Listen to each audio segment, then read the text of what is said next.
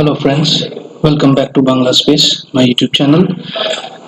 যেমন প্রমিস করেছিলাম the daily dose of the Hindu editorial সম্পূর্ণ বাংলাতে তোমাদের জন্য অ্যানালাইজ করে প্রত্যেক দিন আমি আপলোড করি আমার ইউটিউব চ্যানেলে বাংলা স্পেসে।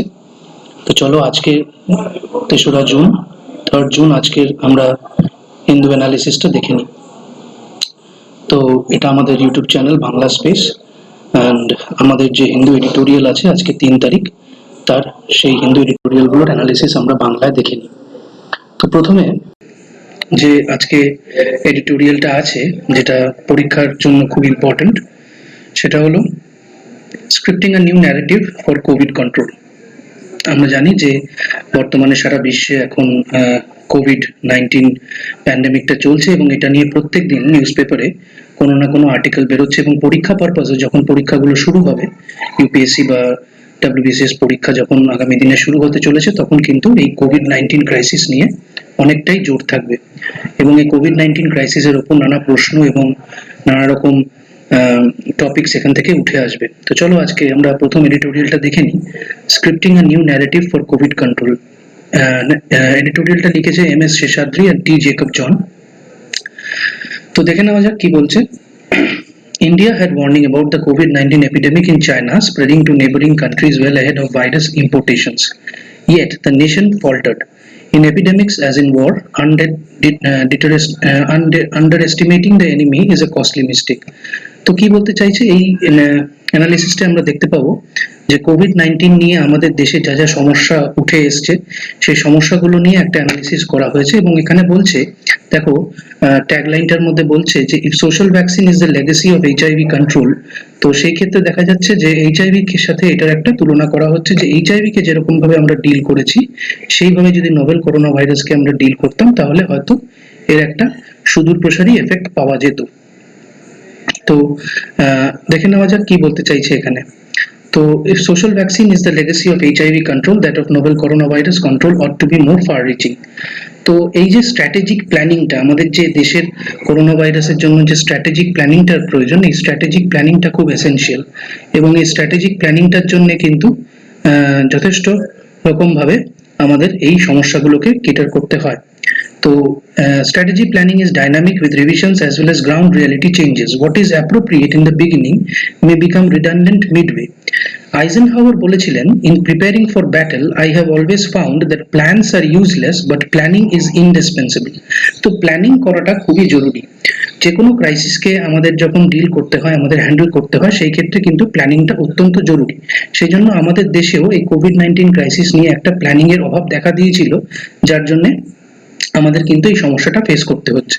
প্রথম দিকের যে ভারতের স্ট্র্যাটেজি ছিল, আর্লি স্ট্র্যাটেজি, যে ভাইরাসটা প্রিভেন্ট করতে হবে চায়না থেকে এবং অন্যান্য নেবারিং কান্ট্রিজ থেকে, সেটা খানিকটা ঠিক ছিল, কিন্তু ওয়েস্টার্ন কান্ট্রিজের ইনফ্লুয়েন্সে অনেকটা লোকাল আউটব্রেক হয়ে গেছে এবং কমিউনিটি ট্রান্সমিশন হয়ে গেছে ভাইরাসটা। তো দেখা যাক, এখান থেকে বলছেন লেখকরা বলছেন যে ইন্ডিজিনাস উইজডম মানে হচ্ছে প্রাচীন যে আমাদের জ্ঞান আছে, সেই প্রাচীন জ্ঞানের ভিত্তিতে দাঁড়িয়ে ইন্ডিয়ান এক্সপার্টস আর skilful to imbibe, distil and translate information into practical socio culturally appropriate action plans. তো একটা স্লাইডে ফিরে যাক। স্লাইডে আমরা দেখতে পাচ্ছি যে আমি একটা সিনপসিস করেছি এবং এই স্লাইডে সিনপসিসে দেখতে পাচ্ছি যে বলতে চাইছে যে আমাদের স্ট্র্যাটেজিক প্ল্যানিংটা খুবই দরকার এবং practical socio culturally appropriate action plan, আমাদের একটা socio cultural practical appropriate action plan দরকার, যে অ্যাকশন প্ল্যানটার ভিত্তির উপর দাঁড়িয়ে আমরা কিন্তু এই ভাইরাসটাকে আমরা লড়াই করতে পারবো। এবং সেটা কি কি ক্ষেত্রে প্রয়োজন সেটা দেখা যাক লেখকরা কি বলতে চাইছে। বলছে যে syndromic diagnosis of AIDS devised multi-pronged intervention, social vaccine including hospital infection control and innovative laboratory testing tactic called sentinel surveillance. তো sentinel surveillance একটা ইম্পর্টেন্ট ওয়ার্ড এখানে উঠে আসছে, sentinel surveillance বলতে এখানে যেটা বোঝাতে চাইছে সেটা হচ্ছে যে এই যে আমাদের যে প্যান্ডেমিকটা বর্তমানে চলছে, এই প্যান্ডেমিকটার ক্ষেত্রে একটা খুব দরকার এইডস এর মতো যদি আমরা এটাকে সোশ্যালি একটা ব্যাপারটাকে ডিল করতে পারতাম, সোশ্যালি জিনিসটাকে ডিস্টিংগুইশ করতে পারতাম, তাহলে কিন্তু আমাদের এই সমস্যাটা দাঁড়াতো না। তো সেন্টিনেল সার্ভেলেন্সের ক্ষেত্রে দেখা যাচ্ছে যে ব্লাড ট্রান্সফিউশনের ক্ষেত্রে, ল্যাব টেস্টিং এর ক্ষেত্রে কিন্তু এগুলো খুব এসেনশিয়ালি ম্যান্ডেটরি। তো কোভিড-19 এর ক্ষেত্রে polymerase chain reaction PCR polymerase chain reaction tests এটা খুব important. Polymerase chain reaction tests were necessary to detect importations and contact screening. তো স্লাইডে দেখে নেওয়া যাক। বলছে যে পিসিআর পলিমারাস চেইন রিঅ্যাকশন, এই পলিমারাস চেইন রিঅ্যাকশন টেস্ট যেগুলো আছে এটা কিন্তু যে কোনো ধরনের যে সংক্রামক ব্যাধি যে ইনফেকশাস ডিজিজ গুলো আছে সেটা বোঝার জন্য যথেষ্ট ইম্পর্টেন্ট একটা test. It was necessary to detect importations and contact screening for disease diagnosis by physicians. Clinical criteria are adequate. Epidemics were asynchronous in different states. The simplest way to monitor epidemic growth was criteria based clinical diagnosis and confirmation by PCR when deemed necessary. তো বিভিন্ন জায়গায় ভাইরাসটা বিভিন্ন ভাবে spread করেছে আমরা জানি, কোনো হয়তো রাজ্যে বেশি, কোনো রাজ্যে কম, কিন্তু এই যে পুরো জিনিসটা যে অ্যাসিনক্রোনাস ওয়েতে স্প্রেড করেছে এটাকে ডিল করার জন্য আমাদের লোকাল অথরিটি, লোকাল অ্যাডমিনিস্ট্রেশনের কিন্তু ইনভলভমেন্টটা খুবই জরুরি ছিল। লোকাল অথরিটি এবং লোকাল পার্টিসিপেশনটা খুবই জরুরি ছিল। এবং পাবলিক এডুকেশনের ক্ষেত্রে আজকে দেখো এইডস এর ক্ষেত্রে কিন্তু বা এইচআইভির ক্ষেত্রে কিন্তু মানুষ যথেষ্ট সচেতন। মানুষ কিন্তু নিজেরা বুঝতে পারে যে এইচআইভি বা এইডস কতটা সংক্রামক এবং এইচআইভি বা এইডস এর কোনো সেই অর্থে কোনো ট্রিটমেন্ট নেই, কোনো রকম কোনো এর ডিজিজ কন্ট্রোলের কোনো জায়গা নেই। সেই জন্য কিন্তু মানুষ যথেষ্ট সচেতন এবং তারা এই কমিউনিটি ট্রান্সমিশনটা বোঝে এইচআইভির ক্ষেত্রে, যার জন্য তারা কিন্তু স্বতঃস্ফূর্তভাবে এইচআইভি যে মানুষ যথেষ্ট সচেতন হয়েছে এবং এইচআইভি এইডস এর আমাদের দেশে কিন্তু সংখ্যাটা দিন দিন ক্রমে কম হয়ে যাচ্ছে।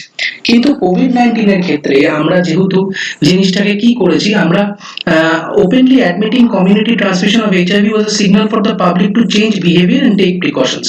এইচআইভির ক্ষেত্রে আমরা ওপেনলি অ্যাডমিট করেছি যে হ্যাঁ এটা একটা সমস্যা এবং এটাকে সবাই মিলে ডিল করতে হবে, কিন্তু এই কোভিড-19 এর ক্ষেত্রে আমরা জিনিসটাকে ডিনাই করেছি। Spread was denied for too long, promoting epidemic expansion and deaths particularly এবং হেলথ কেয়ার পার্সোনেল। তো আমরা মানুষের মধ্যে যে এটার প্রভাব, এটা কতটা প্রভাবশালী হতে পারে, মানুষের কতটা সমস্যা হতে পারে, মানুষের কতটা প্রবলেম হতে পারে, সেটা কিন্তু আমরা সরকারের তরফ থেকে বুঝতে দেরি করেছি। আমরা সরকার ব্যাপারটাকে বোঝাতে পারিনি মানুষকে, যার জন্য কিন্তু এই সংখ্যাটা দিন দিন বৃদ্ধি পেয়েছে এবং বৃদ্ধি পাচ্ছে প্রতিদিন আমরা জানি। তো সেই জন্য এই জিনিসটাকে হ্যান্ডেল করার জন্য আরো স্ট্র্যাটেজিক ওয়েতে জিনিসটাকে হ্যান্ডেল করা দরকার ছিল। এবং এখানে তিনি বলছেন যে everyone needed behaviour modification to protect themselves from physical closeness in clinics and crowds. অর্থাৎ বিহেভিয়ারাল মডিফিকেশনটা কিন্তু দরকার ছিল। বিহেভিয়ারাল মডিফিকেশন না হলে, আমরা যদি নিজেরা মানুষ সচেতন না হই, সচেতনতা বৃদ্ধি আমাদের যদি নিজেদের মধ্যে না থাকে, তাহলে কিন্তু এটা কিন্তু হ্যান্ডেল করা খুবই অসুবিধা। তো এখানে একটা এক্সাম্পল, একটা উদাহরণ দিয়েছে যে জৈন মুনিরা যারা আছে তারা কিন্তু অনেক সময় মুখে মাস্ক পরে থাকে। এবং মাস্ক কেন পরে থাকে? কারণ তারা মনে করে যে বাতাসের মধ্যে অনেক মাইক্রো অর্গানিজম আছে, অনেক ক্ষুদ্র ক্ষুদ্র অর্গানিজম আছে, যেগুলো হয়তো তাদের সংস্পর্শে এসে মারা যেতে পারে, বা সেই জন্য অহিংসার কারণে তারা কিন্তু এই মাস্কটাকে পরে। তো এটাকে আমাদের যদি জীবনে আমরা মূল মন্ত্র করে নিতাম মাস্ক পরাটাকে, তাহলে কিন্তু আমাদের এই লকডাউনের মতো একটা বিরাট অ্যাক্টিভিটি করার সেরকম ভাবে দরকার পড়তো না। যেরকম বিভিন্ন জায়গাতে হংকং এ, তাইওয়ানে মানুষ কিন্তু স্বতঃস্ফূর্তভাবেই মাস্কের ব্যবহার করেছে এবং যার জন্য তারা আজকে অনেকটাই ভালো জায়গাতে রয়েছে আমাদের তুলনায়, হংকং এবং তাইওয়ানের মতো দেশে। তো আমরা বড় সলিউশন খুঁজেছি একটা বড় প্রবলেমের জন্য, তো সেখানেই আমরা ভুল করে ফেলেছি। আমরা আমাদের মাইন্ডসেট দিয়ে একটা big solution for big problem, এখানেই কিন্তু আমাদের ভুলটা হয়েছে। তো একটা বিগ সলিউশন না করে আমরা যদি নিজেদের মধ্যে ব্যাপারটাকে সচেতনতা করে, মানুষে সচেতনতা করে জিনিসটাকে এগোতে পারতাম, তাহলে কিন্তু জিনিসটা আজকে অনেক বেশি স্বতঃস্ফূর্ত হতো এবং অনেক সমস্যা মুক্ত হতো। তো তারপরে দেখা যাক কি বলছে যে ওরাল রিহাইড্রেশন কলেরার ক্ষেত্রে কিন্তু এইচ.এন. চ্যাটার্জি 1957 সালে মেডিকেল প্রফেশনালরা অ্যাকসেপ্ট করেছিলেন বেশ কয়েক বছর পর। তো এই যে একটা টেকনিক এইচ.এন. চ্যাটার্জি কলেরার ক্ষেত্রে আবিষ্কার করেছিলেন, সেটা কিন্তু মান্যতা পেয়েছে অনেক বছর পরে। তো এই ধরনের যে জিনিসগুলো আছে, সেই জন্য কিন্তু আজকে আমাদের কোভিড-19 ক্রাইসিসের সাথে ডিল করতে হচ্ছে। তো আমরা এখানে একটা সংখ্যা তত্ত্ব নিয়ে আলোচনা আছে। We have tested 22,79,324 persons, including incurring a cost of assuming 1,000 টাকা করে কস্ট ধরে অনেকটা টাকাই এখানে কিন্তু খরচ করা হয়েছে, এবং সেটা বেশ খানিকটা মিসলিডিং।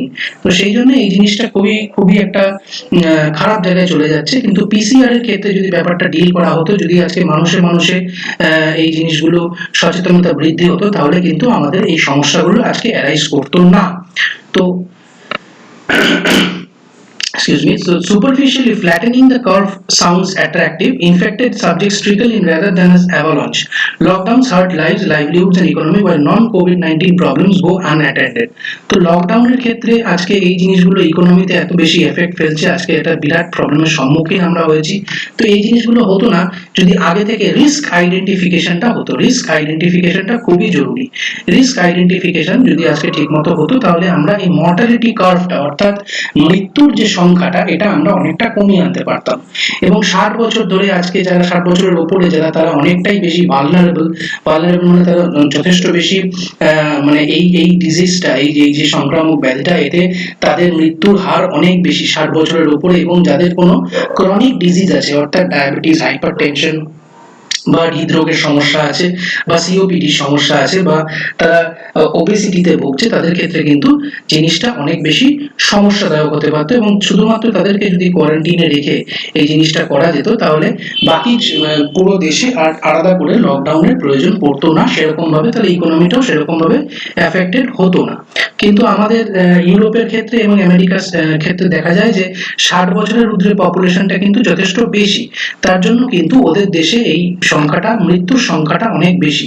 তো সোশ্যাল ভ্যাকসিনটা খুব ইম্পর্টেন্ট, এবং প্রোটেক্টিভ নলেজ যদি আজকে সোশ্যাল মোবিলাইজেশন হতো, পাবলিক এডুকেশন যদি এই সম্বন্ধে আমরা আরো বেটার করে পেতাম এবং পাবলিকরা আরো বেশি করে জানতে পারতো, তাহলে কিন্তু আজকে COVID-19 ক্রাইসিসটাকে হ্যান্ডেল করা যেত। তো social vaccine keeps citizens updated with authentic information and convinces them that their behavior makes a change to the nation's health and economy. তো সোশ্যাল ভ্যাকসিন যদি এরকম, সোশ্যাল ভ্যাকসিন মানে বলতে চাইছে নিজেদের মানুষের সচেতনতা, এবং সেটা যদি আজকে যথেষ্ট অথেন্টিক হতো এবং তাদেরকে যদি কনভিন্স করানো যেত যে তাদের আচরণের মাধ্যমে কিন্তু এই COVID-19 ক্রাইসিসটাকে আটকানো সম্ভব, তাহলে কিন্তু মানুষ অনেক বেশি সচেতন হয়, স্বতঃস্ফূর্তভাবে এই জিনিসটাকে হ্যান্ডেল করতে পারতো। তো তারপরে বলতে চাইছে, চলো আমরা স্লাইডে একবার দেখে নিই। স্লাইডে বলছে যে তাহলে public education, social mobilization, lockdown versus mask wearing. Lockdown versus mask wearing মানে বলতে চাইছে মাস্ক পরা অনেক বেটার ছিল যদি প্রত্যেকে মাস্ক ব্যবহার করতো এবং তারা হ্যান্ড গ্লাভস ব্যবহার করতো এবং স্যানিটাইজার ব্যবহার করতো, তাহলে কিন্তু আজকে এই দেশব্যাপী যে দীর্ঘদিন ধরে যে লকডাউন চলছে, এই লকডাউনটা করার প্রয়োজনীয়তা সেরকম অর্থে পড়তো না।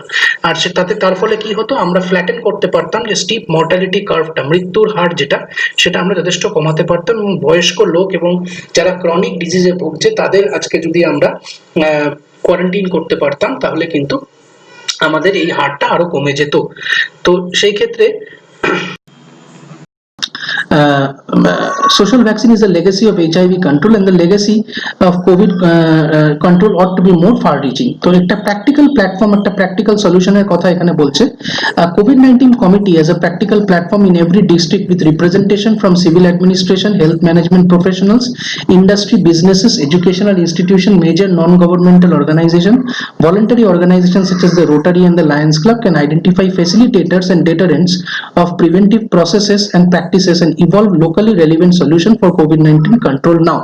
মূলত যেটা বলতে চাইছে, এতটা কথার মধ্যে যেটা বলতে চাইলো, সেটা হচ্ছে প্রত্যেকটা জেলায়, ভারতবর্ষের প্রত্যেকটা জেলায় যদি একটা লোকাল অ্যাডমিনিস্ট্রেশন তৈরি করা যেত এবং একটা কমিটি তৈরি করা যেত, COVID-19 কমিটি, যেই কমিটির মধ্যে কারা কারা থাকবে, সেখানে থাকবে অ্যাডমিনিস্ট্রেটিভ, সিভিল অ্যাডমিনিস্ট্রেশনের যারা হেলথ ম্যানেজমেন্ট প্রফেশনালসরা, অর্থাৎ ডাক্তাররা, নার্সরা এবং স্বাস্থ্যকর্মীরা, যারা ইন্ডাস্ট্রির লোকজন আছে, যারা বিজনেস করে, যারা শিক্ষা প্রতিষ্ঠান থেকে বিলং করে তারা, এবং অন্যান্য যারা মেজর এনজিও গুলো আছে এবং ভলান্টারি অর্গানাইজেশন আছে আমাদের দেশে, যেরকম রোটারি ক্লাব আছে, লায়ন্স ক্লাব আছে, এদেরকে নিয়ে যদি একটা COVID-19 কমিটি প্রত্যেকটা জেলায় ইন্ডিভিজুয়ালি করা যেত, তাহলে এই ডিস্ট্রিক্ট ডেভেলপমেন্ট কমিটি কিন্তু আমাদেরকে প্রোটেক্ট করতে পারতো লোকালি। তাই লোকাল অ্যাডমিনিস্ট্রেশনটা ভীষণভাবে জরুরি ছিল এই COVID-19 ক্রাইসিসটাকে রোধ করার জন্য, এবং এই local narrative with local body participation and local administration. তাহলে আমরা দেখতে পাচ্ছি এই আর্টিকেলটার মাধ্যমে একটা নতুন ন্যারেটিভ একটা নতুন আলোচনা।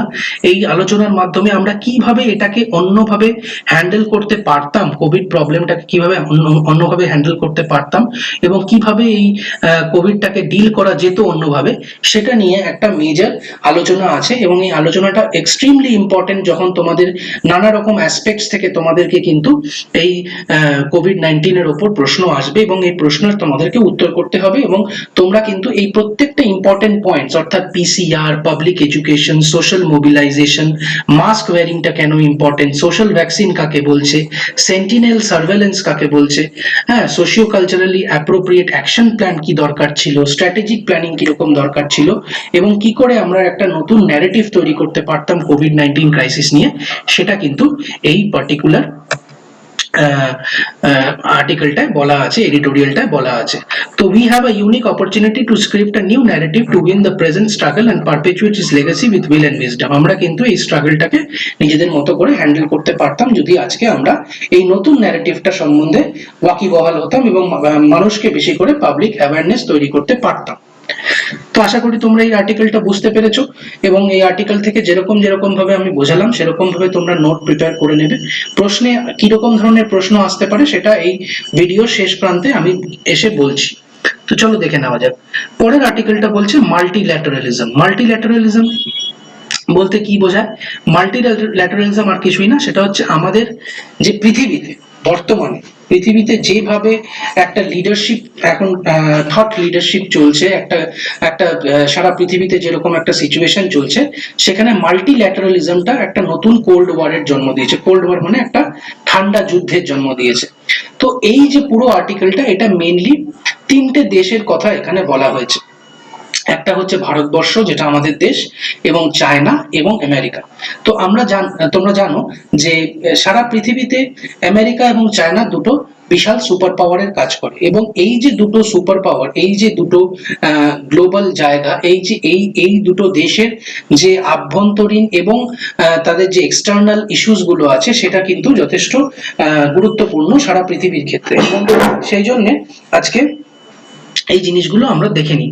তাহলে এখানে লেখক মুকুল সানওয়াল কি বলছে, in the new cold war defined by technology and trade, not territory, non alignment is an uncertain option, India should craft a global triumvirate. মানে বলছে এখন কিন্তু যুদ্ধটা, এখন কিন্তু লড়াইটা শুধুমাত্র কোনো দেশ জয় করা বা কোনো জায়গাকে অধিগ্রহণ করা তার মধ্যেই সীমাবদ্ধ নেই।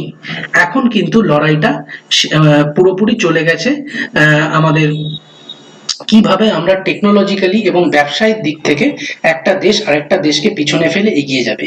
এটাই হচ্ছে এখন নতুন যুদ্ধের টেকনিক, এবং এই যুদ্ধের টেকনিকটা আজকে বেশ কয়েক বছর ধরে এরকম ভাবেই যুদ্ধ হয়ে চলেছে, এবং এই যুদ্ধ এখন আর বন্দুকে বা কামানে হয় না, এখন কিন্তু অনেকটা যুদ্ধটা হচ্ছে ব্যবসা বাণিজ্য এবং টেকনোলজির ক্ষেত্রে। তো সেই জায়গায় দাঁড়িয়ে আজকে একটা উনি উদাহরণ দিয়েছেন যে ব্রিটেন কি করে পৃথিবীর সবচেয়ে বড় মিলিটারি তৈরি করলো আমাদের দেশে এসে, যখন তারা আমাদের দেশ জয় করেছিল, এবং কিভাবে তারা আমাদের দেশেরই রিসোর্সেস, আমাদের দেশেরই সম্পত্তি ব্যবহার করে তারা একটা বিশাল ডিফেন্স ফোর্স তৈরি করেছিল, এবং ইউনাইটেড স্টেটস তাই করেছিল যে কমিউনিস্ট রুল ছিল সেগুলোকে শেষ করে। তো এক্সিকিউটিভ বোর্ডের এখন ভারতবর্ষের একটা এক্সিকিউটিভ বোর্ডের চেয়ার আমাদের দেশের স্বাস্থ্যমন্ত্রী হর্ষবর্ধন, ডক্টর হর্ষবর্ধনকে এক্সিকিউটিভ বোর্ডের চেয়ার হিসেবে নিযুক্ত করা হয়েছে, এবং সেখানে মাল্টিল্যাটারালিজম একটা মেজর জায়গা। তো ইউনাইটেড নেশনস জেনারেল, তোমাদেরকে বলে রাখা ভালো, এই স্লাইডে তোমাদেরকে ইনফরমেশনটা আমি ছোট করে দিয়ে দিয়েছি, সেটা হচ্ছে যে এখন দ্য ফিউচার উই ওয়ান্ট, আমাদের যে ভবিষ্যৎটা আসতে চলেছে 2021-এ কিন্তু একটা non permanent seat in UN security কাউন্সিলে থাকবে ভারতবর্ষে। ইন্ডিয়ার একটা non permanent seat in the UN security council 2021-এ, এবং ইন্ডিয়া কিন্তু ব্রিক সামিটটা চেয়ার করবে ইন 2021। ব্রিক সামিট যেটা আছে, ব্রিক সামিট সম্বন্ধে তোমরা আগেই জানো বা পড়েছো, সেটা হচ্ছে Brazil, Russia, India, China and South Africa, এই পাঁচটা দেশ মিলে যে ব্রিক সামিট হয়, ব্রিক সামিটে কিন্তু ইন্ডিয়া চেয়ার করবে। আর G20 সামিট কিন্তু ইন্ডিয়াতে হচ্ছে 2022 সালে। তো এগুলো জিকে এর প্রশ্ন, এগুলো মাথায় রেখে দেবে, এগুলো নোট তৈরি করবে। সেটা হচ্ছে G20 সামিট 2022 সালে হচ্ছে, এবং এখানে আমাদের দেশ আজকে কয়েকদিন আগে মে মাসে 2020 সালে মে মাসে কয়েকদিন আগে কিন্তু একটা নন অ্যালাইন সামিট হয়েছিল এবং ওয়ার্ল্ড হেলথ অ্যাসেম্বলি হয়েছিল মে মাসে। তো ওয়ার্ল্ড হেলথ অ্যাসেম্বলি এবং নন অ্যালাইন সামিট হয়েছিল মে মাসে, এবং সেখানে কিন্তু দেখা যাচ্ছে ভারতের একটা এক্সিকিউটিভ বোর্ডে চেয়ারের একটা গুরুত্বপূর্ণ স্থান অধিগ্রহণ করেছিল, এবং সেখানে চায়না কিন্তু তার ইম্পর্টেন্স আস্তে আস্তে দিন দিন হারাচ্ছে। চায়না কিন্তু তার যে বিশ্বে যে তার যে জায়গাটা সেটা কিন্তু আস্তে আস্তে তার কমে যাচ্ছে, এবং কমে যাওয়ার পিছনে কারণ হচ্ছে মূলত তার যে আচরণ সারা পৃথিবীর প্রতি, এবং কোভিড-19 ক্রাইসিসের জন্য চায়নাকে দায়ী করা, যে এই ভাইরাসটা মূলত চায়না থেকে এসছে। তো সেই জন্য এই জিনিসগুলো নিয়ে কিন্তু চায়নার গুরুত্ব দিন দিন কমে যাচ্ছে। Excuse me. So, change context, India should look upon its re-emergence, China losing its influence and dynamics in the relation with the United States. তো চায়না কিন্তু তার গুরুত্বটা হারাচ্ছে, এবং এই গুরুত্বটা হারাচ্ছে এই কারণেই যে তার কোভিড-19 প্রবলেমের জন্য। তো ক্ল্যাশ অফ ভ্যালুস কি কি দেশের মধ্যে যে ক্ল্যাশ গুলো হচ্ছে, যে clash between China and the US at the just concluded World Health Assembly in May marks the end of the multilateralism of the past 70 years. তো এই দুটো দেশের মধ্যে একটা কিন্তু ক্ল্যাশ অফ ভ্যালুস অবশ্যই হয়েছে, এবং এই ক্ল্যাশ অফ ভ্যালুস এর জন্য কিন্তু ইন্ডিয়া এখান থেকে বেনিফিট করতে পারবে। একদিকে ইউএস যেরকম ওয়ার্ল্ড হেলথ অর্গানাইজেশনকে বলছে যে আমি তোমাকে কোনো টাকা পয়সা দেব না, এটা হু কে বলছে যে হু যদি কোনো মেজর ইনিশিয়েটিভ না নেয় তাহলে হুকে সে কোনো টাকা পয়সা দেবে না এবং তার সমস্ত রকম ফান্ডিং সে বন্ধ করে দেবে, আমেরিকা বলছে। On the other hand China যেটা বলছে, সে $2 বিলিয়ন এর একটা একটা গ্রান্ট সে দিতে চাইছে throughout the world to the World Health Organization for fighting against the virus. তো সেখানে এখন এই যে নতুন যে ওয়ার্ল্ড অর্ডারটা, সেটা হচ্ছে যে the agenda setting role of the G7 over UN institutions and global rules has also been effectively challenged by WHO, ignoring the reform diktat of the US leading to its withdrawal and characterization of the G7 as outdated. তো হু কিন্তু এখন আমেরিকার থেকে আস্তে আস্তে নিজেদের support আস্তে আস্তে সরিয়ে নিচ্ছে, এবং আমেরিকার সাথে হু এর সম্পর্ক দিন দিন খারাপ হচ্ছে। তো এখানে ওয়াশিংটন পোস্টে একটা গুরুত্বপূর্ণ কথা বলছে। ওয়াশিংটন পোস্ট কি বলছে দেখো, ওয়াশিংটন ওয়াল স্ট্রিট জার্নালে বলছে যে India is a natural ally of the USA in the new cold war. তো এই নতুন কোল্ড ওয়ারে ইন্ডিয়া একটা ইন্ডিয়া আমেরিকার একটা স্বাভাবিক বন্ধু।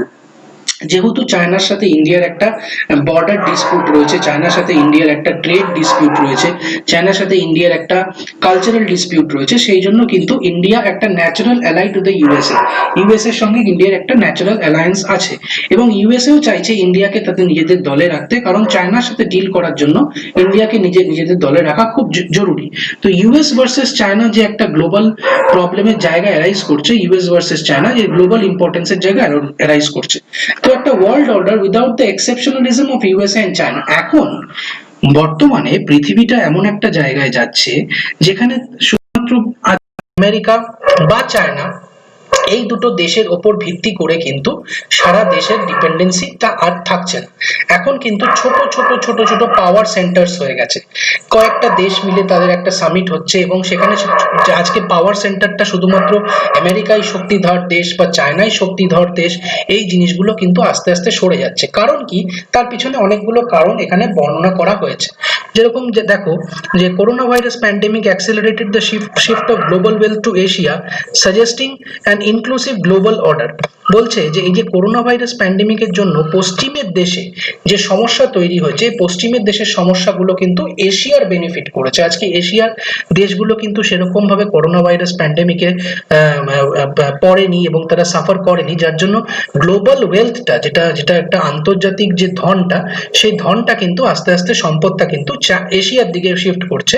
এবং আমেরিকার যে এই যে আমেরিকা ফার্স্ট এই যে আচরণ, যে আমেরিকার স্বার্থ সবচেয়ে আগে দেখা হবে এবং অন্যান্য স্বার্থ পরে, এটা একটা কিন্তু মেজর প্রবলেম, এবং সব দেশগুলো কিন্তু আস্তে আস্তে আমেরিকার থেকে নিজেদের ভরসা হারিয়ে ফেলছে। এবং আজকে যে সারা বিশ্বের যে অর্গানাইজেশন গুলো আছে, যেরকম আইএমএফ বা ওয়ার্ল্ড ব্যাংক বা ওয়ার্ল্ড ট্রেড অর্গানাইজেশন, এগুলো কিন্তু আমেরিকার দ্বারা ডমিনেটেড। তো আমেরিকার দ্বারা ডমিনেটেড হওয়ার ফলে চায়না এবং চায়না ছাড়া অন্যান্য যে দেশ যাদের যারা যারা আমেরিকার কে আর বিশ্বাস করতে পারছে না, আমেরিকার ক্ষেত্রে আমেরিকার সাথে নিজেদেরকে রিলেট করতে পারছে না, তারা কিন্তু ইউএস এবং চায়না দুটোরই যে এক্সেপশনালিজম, তারাই যে একমাত্র ক্ষমতাধর দেশ, সেখান থেকে কিন্তু তারা আস্তে আস্তে সরে আসছে। তো এই ক্ষেত্রে ভারতের জায়গাটা কিন্তু অত্যন্ত গুরুত্বপূর্ণ। ভারত কিন্তু এই জায়গাটা নিজেদের সিকিউরিটি লেভেলটাকে, নিজেদের যে রুলস গুলো, সেগুলো ডাউন প্লে গুলো, সেগুলো কিন্তু আস্তে আস্তে আস্তে আস্তে নিজেদের জায়গাটা নতুন চ্যাপ্টার তৈরি করতে পারবে। এবং এটা মানে ফিউচার অফ ম্যানকাইন্ডের জন্য খুবই জরুরি, ম্যানকাইন্ডের ফিউচারের জন্য খুবই জরুরি। তো এই সব জিনিসগুলো এই ক্ষেত্রে খুবই মানে দরকার। এবং লাস্টে যেটা বলতে চাইছে যে national security now relies on technological superiority in artificial intelligence, cyber space and not expensive capital equipment as India's military is acknowledged. তো এখন যেটা মূল বিষয় সেটা বলতে চাইছে যে এখন কিন্তু মানে বোম, বন্দুক বা কামান কেনাতে বা ডিফেন্স বাজেটে বেশি খরচা না করে সেই ক্ষেত্রে কিন্তু এখন টেকনোলজিতে এবং নানা রকম টেকনিক্যাল অ্যাসপেক্টসে যত বেশি খরচা করা হবে সেই দেশ কিন্তু ততটাই শক্তিশালী হবে। যেই ক্ষেত্রে চায়না কিন্তু অনেকটা আমেরিকার থেকে এগিয়ে আছে, কারণ আমেরিকা যখন খরচা করছে তার টোটাল মিলিটারি স্পেন্ডিং এ, সেখানে কিন্তু চায়না একটা পয়সা নষ্ট করছে না তার এই ইয়ের পিছনে, তার যে শক্তি, নিজেকে শক্তি বৃদ্ধির ক্ষেত্রে তারা কিন্তু একটা পয়সাও খরচা করছে না। তো সেই ক্ষেত্রে আমরা দেখতে পাচ্ছি চায়না অনেকটাই এগিয়ে আছে। তো এখন টেকনোলজিক্যাল সুপিরিয়রিটি ভার্সেস মিলিটারি পাওয়ার, টেকনোলজিক্যাল সুপিরিয়রিটি খুবই দরকার মিলিটারি পাওয়ার থেকে। তো স্টেট সেন্ট্রিক মানে চায়নার স্টেট সেন্ট্রিক এবং ইউএস এর ফার্ম সেন্ট্রিক ভার্সেস ইন্ডিয়ার পাবলিক সেন্ট্রিক যে ইকোনমি, সেই ইকোনমির সাথে কিন্তু একটা ক্লাশ চলছে।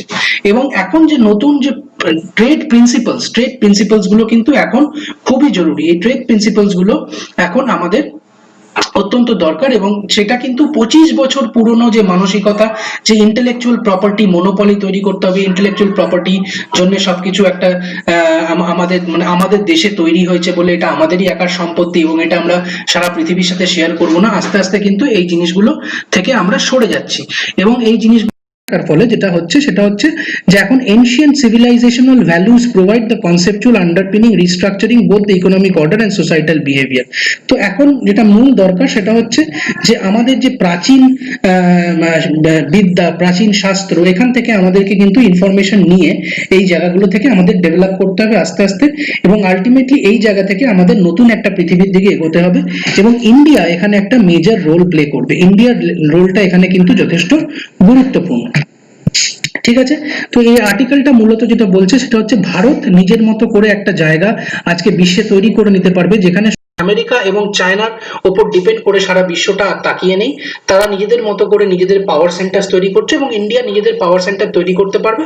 এরকম ভাবেই কিন্তু সারা পৃথিবীতে আজকে ইন্ডিয়া একটা মাল্টিল্যাটারালিজম তৈরি করতে পারবে এবং সেটা ইন্ডিয়ার পক্ষে যথেষ্ট সুবিধাজনক হবে। সো এই আর্টিকেলটা এখানেই শেষ করছি, পরের আর্টিকেলে চলে আসি। পরের আর্টিকেলটা হু নিয়ে, এটা আমরা কিছুক্ষণ আগেই দেখলাম, আগের একটা আর্টিকেল আগে, যে ইন্ডিয়া কিন্তু একটা এক্সিকিউটিভ বডি চেয়ার পেয়েছে এবং ডক্টর হর্ষবর্ধন ইন্ডিয়ার হেলথ মিনিস্টার, সেখানে কিন্তু আজকে একটা হুতে একটা এক্সিকিউটিভ চেয়ার ইন্ডিয়ার তরফ থেকে হয়েছে। তো এইখানে মূলত এই টপিকটা যেটা বলতে চাইছে, India will have to navigate the power landscape with candour and tact. ইন্ডিয়াকে কিন্তু এই পাওয়ার ল্যান্ডস্কেপটাকে ন্যাভিগেট করতে হবে এবং যথেষ্ট বুদ্ধির সাথে করতে হবে। শুধুমাত্র করলেই হবে না, ইন্ডিয়াকে কিন্তু এই অপরচুনিটিটা বুঝে নিতে হবে এবং অপরচুনিটিটা বুঝে নিয়ে নিজের মতো করে নিজের সুবিধার্থে এই কাজগুলো করতে হবে। তো আমরা চট করে দেখে নিই যে এখানে মূলত কি বলতে চাইছে। যে Harshvardhan minister of health and family welfare, chair of the World Health Organization executive body, 34 member body, এটা একটা 34টা মেম্বারের বডি এবং এই বডিতে কিন্তু ইন্ডিয়ার একটা গুরুত্বপূর্ণ জায়গা রয়েছে।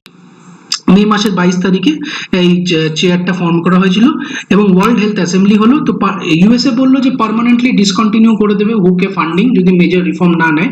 কিন্তু চায়না কি বলছে, সে $2 বিলিয়ন একটা অ্যামাউন্ট দেবে কোভিড-19 এর জন্য এবং 30টা আফ্রিকান হসপিটালের সাথে ডোমেস্টিক কাউন্টার পার্টের সাথে সে আলোচনা করবে। Accelerate the building of Africa centres for disease control and vaccine would be global public good. যদি আজকে ভ্যাকসিনটা আজকে চায়নাতে আবিষ্কার করা হয় তাহলে সেটা পাবলিক গুড হিসেবে সবার সারা পৃথিবীতে সেটা সে বন্টন করবে। তো পাঁচটা ইম্পর্টেন্ট জিনিস যেটা ইন্ডিয়ার ক্ষেত্রে খুব গুরুত্বপূর্ণ। একটা হচ্ছে এপিডেমিকটা কন্ট্রোল করতে হবে, এপিডেমিকটা যাতে না ছড়ায় সেই দিকে নজর রাখতে হবে। 2 নম্বর হচ্ছে fast track the impartial independent comprehensive review of China's and WHO's early response. China এবং হু কিভাবে আজকে প্যান্ডেমিকটা বা এই কোভিড-19 ক্রাইসিসটাকে ডিল করছে সেটার আর্লি একটা রেসপন্স খুঁজতে হবে। একটা অ্যাফোর্ডেবল ভ্যাকসিন অ্যাভেলেবিলিটি করতে হবে, ভ্যাকসিনটাকে ইজিলি অ্যাফোর্ডেবল করতে হবে, অ্যান্ড নিজেকে অ্যালুফ রাখতে হবে যে ওয়েস্টার্ন ওয়ার্ল্ডের যে ক্যাম্পেইনটা আছে তাইওয়ানকে নিয়ে, সেই তাইওয়ানের যে ইস্যুটা সেটা থেকে নিজেকে কিন্তু সম্পূর্ণভাবে অ্যালুফ রাখতে হবে। এবং এই যে আজকে যে কোভিড-19 প্যান্ডেমিকটা হয়েছে তার পিছনে যে মেন কারণটা সেটা হচ্ছে যে global consumption and global trade and consumption of wild animals, এটাকে কিন্তু একটা ব্যান করতে হবে শুধুমাত্র কিছু কিছু ক্ষেত্র ছাড়া, যেরকম সায়েন্টিফিক রিসার্চের ক্ষেত্রে, স্পিসিস প্রোটেকশনের ক্ষেত্রে এবং ট্র্যাডিশনাল লাইভলিহুডের ক্ষেত্রে শুধুমাত্র যেটুকু দরকার সেইটুকু বাদ দিয়ে কিন্তু আজকে এই ট্রেড এবং কনজাম্পশন অফ ওয়াইল্ড অ্যানিমালসটা বন্ধ করতে হবে। এবং এর ফলে কিন্তু ইন্ডিয়া আস্তে আস্তে এই হুয়ের যে জায়গাটা, হুতে তার যে একটা ইম্পর্টেন্ট জায়গা তৈরি হয়েছে, এই আস্তে আস্তে নিয়ে নিজেকে আজকে দেখতে পারবে এবং সে এগোতে পারবে। তো মূলত এটাই একটা ছোট্ট আর্টিকেল আছে এটা নিয়ে, তো এটাই একটা শর্টে আমি এখানে স্লাইডে বলে দিয়েছি। তো এখানে আমাদের স্লাইডটা শেষ হলো। এরপরে যেটা প্রবাবল কোয়েশ্চেন সেটা হচ্ছে কোভিড কন্ট্রোল নিয়ে দুটো প্রশ্ন আসতে পারে। How could have the pandemic of কোভিড-19 be treated effectively by the government কি করে কোভিড-19 প্যান্ডেমিকটা ট্রিট করতে পারতো সেটা আমি অলরেডি আগে ডিসকাস করেছি। এই new narrative for Covid control, আমরা নতুন যে ন্যারেটিভটা আসছে পৃথিবীতে এবং এই ন্যারেটিভ গুলো নিয়ে কিভাবে আমরা কোভিডটাকে অন্যভাবে ডিল করতে পারতাম, কোভিডটাকে আজকে কিভাবে আমরা এটাকে নিয়ে আলোচনা করতে পারতাম এবং কিভাবে জিনিসটাকে হ্যান্ডেল করতে পারতাম সেটা নিয়ে একটা প্রশ্ন। এবং এটা throw light on the alternate narratives in combating the pandemic of কোভিড-19। তো কোভিড-19 প্যান্ডেমিকটার যে অল্টারনেটিভ ন্যারেটিভ গুলো ছিল সেটা কিভাবে আমরা কমব্যাট করতে পারতাম। পরেরটা বলতেছে মাল্টিল্যাটারালিজম থেকে কি প্রশ্ন আসতে পারে। Comment on the role of India in the new world order post কোভিড-19। তো ইন্ডিয়ার যে রোলটা আমি বোঝালাম যে চায়না এবং আমেরিকা এবং ইন্ডিয়া, এই তিনটি দেশের মধ্যে যে রোলটা, এই ওয়াল স্ট্রিট জার্নালে India is a natural ally of the USA in the cold war. তো এই যে গ্লোবাল ইম্পর্টেন্সের জায়গাটা এবং গ্লোবাল ইম্পর্টেন্সে ইন্ডিয়ার যে জায়গাটা সেটা সে কিভাবে নিজেকে নিজের মতো করে তৈরি করে নিতে পারে এবং আমেরিকা এবং চায়নার ওপর নির্ভরশীলতাকে কাটিয়ে উঠতে পারে সেটা আমরা এখানে দেখে নেব। সেটাই এখানে প্রশ্নের মধ্যে আসতে পারে। How can we perceive the new world perspectives with relation to the global triumvirate of India, China and USA. তো ভারত, চীন এবং আমেরিকার যে ত্রিশক্তি এবং এই ত্রিশক্তির মধ্যে নিজেদের মধ্যে যে কি কি জিনিসগুলো তাদের মধ্যে আদান প্রদান করার দরকার আছে বা করার দরকার নেই এবং কিভাবে ইন্ডিয়া নিজেকে এই জায়গা থেকে তুলে আনতে পারে সেটাই এখানে প্রশ্নে আসতে পারে। আর হু থেকে যে প্রশ্নটা আসতে পারে যে how can India emerge successfully out of the crisis of COVID-19 pandemic with maintaining its relation with the World Health Organization। WHO এর সাথে যে রিলেশনশিপটা হয়েছে একটা 34 মেম্বার এক্সিকিউটিভ বডিতে, যে WHO এর সঙ্গে যে রিলেশনশিপটা হয়েছে সেই রিলেশনশিপকে বজায় রেখে কিভাবে কোভিড-19 প্যান্ডেমিকটাকে ক্রাইসিসটাকে ইন্ডিয়া হ্যান্ডেল করতে পারে এবং কিভাবে সেটাকে রোধ করতে পারে সেটা নিয়ে একটা বড় প্রশ্ন, মেজর প্রশ্ন থাকতে পারে। তাহলে আজকের ভিডিও আমি এখানেই শেষ করছি। আমাকে এনকারেজ করো, লাইক করো, শেয়ার করো, সাবস্ক্রাইব করো এবং প্রত্যেককে জানাও আমি প্রতিদিন হিন্দু এডিটোরিয়ালের নতুন নতুন ভিডিও নিয়ে আসছি। প্রত্যেকদিন এডিটোরিয়াল অ্যানালিসিসটা সম্পূর্ণ বাংলায় পশ্চিম বাংলার ছেলে মেয়েদের জন্য। তোমরা সকলে শেয়ার করো অ্যাজ মাচ অ্যাজ পসিবল এবং সকলকে জানাও যে যাতে আমরা প্রত্যেকে মিলে এই নলেজটা শেয়ার করতে পারি এবং প্রত্যেকে জানতে পারে। তো চলো আজকের মতো ভিডিও শেষ করলাম, দেখা হবে কালকে, বাই।